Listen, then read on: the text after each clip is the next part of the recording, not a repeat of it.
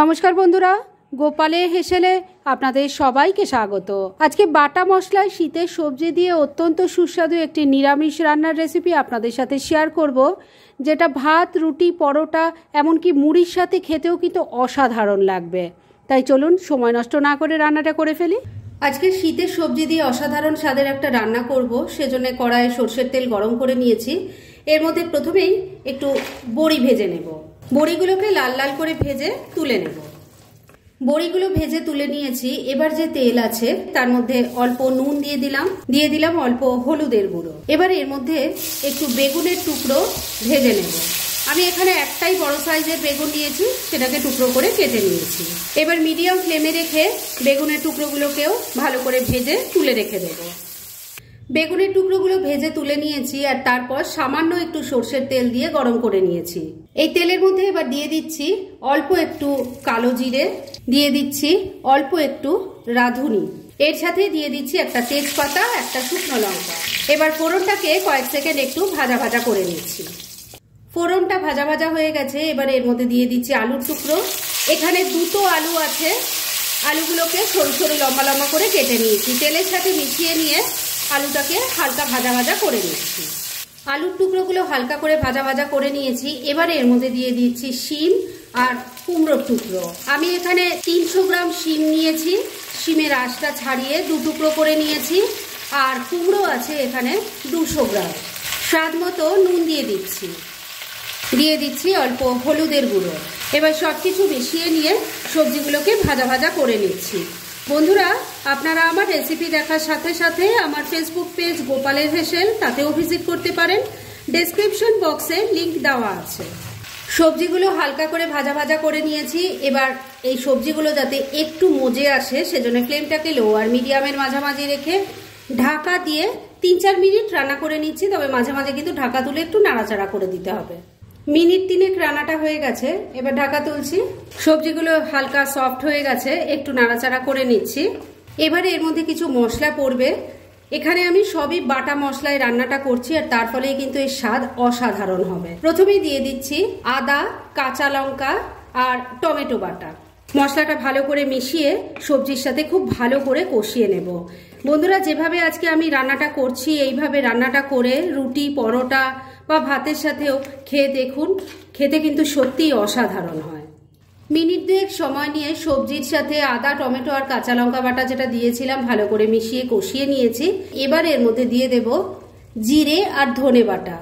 গোটা জিরে 1 চামচ নিয়েছি আর গোটা ধনে 1 চামচ নিয়ে সেটাকে অল্প জল দিয়ে বেটে নিয়েছি। এবার সেই মশলাটা দিয়ে দিলাম। এর সাথেই দিয়ে দিচ্ছি অল্প একটু কাশ্মীরি মির্চ পাউডার। এবার সবকিছু মিশিয়ে নিয়ে আবারও একবার খুব ভালো করে কষিয়ে নিচ্ছি। যত কষিয়ে কষিয়ে রান্নাটা করা হবে, এর স্বাদ কিন্তু অপূর্ব হবে। আগে যদি এভাবে না ট্রাই করে থাকেন, আমার রেসিপিটা দেখে প্লিজ একবার ট্রাই করুন, আর তারপর কেমন লাগলো সেটা আমাকে প্লিজ কমেন্ট করে জানাবেন। মশলার সাথে সবজিটা ভালো করে মিশিয়ে মিনিট খানেক কষিয়ে নিয়েছি। তবে এটা যাতে আরো ভালো করে কষানো হয়, সেজন্য ফ্লেমটাকে লো আর মিডিয়ামের মাঝামাঝি রেখে ঢাকা দিয়ে 2-3 মিনিট আবারও রান্নাটা করে নিচ্ছি। মিনিট 3 আবারও রান্নাটা হয়ে গেছে। এবার ঢাকা তুললাম, সবকিছু একবার নাড়াচাড়া করে নিচ্ছি। এবার গ্রেভির জন্য এর মধ্যে জল দিয়ে দিচ্ছি। এই রান্নাটা একটু ঝোলঝোল টাইপের হয়, সেজন্য কিন্তু এর মধ্যে জলটা একটু বেশি পরিমাণেই পড়বে। ভালো করে এবার ঝোলের সাথে মিশিয়ে নিচ্ছি। সবকিছু খুব ভালো করে মেশানো হয়ে গেছে। এবার এর মধ্যে পরিমাণ মতো নুন দিয়ে দিচ্ছি। নুনটা কিন্তু খুব বুঝে দেবেন, কেননা আগেও নুনের ব্যবহার করা হয়েছে। অল্প একটু চিনিও দিয়ে দিলাম, মিশিয়ে নিচ্ছি। সবকিছু খুব ভালো করে মিশিয়ে নিয়েছি। এবার এর মধ্যে 3টে লঙ্কা দিয়ে দিলাম। আমি এই কাঁচা লঙ্কাগুলো কিন্তু ফাটিয়ে বা চিড়ে দিইনি, শুধু গন্ধটা হওয়ার জন্য গোটাই দিয়েছি। একটু মিশিয়ে নিলাম। এবার ফ্লেমটাকে ওই একই রেখে আবারও ঢাকা দিয়ে 3-4 মিনিট রান্না করে নিচ্ছি।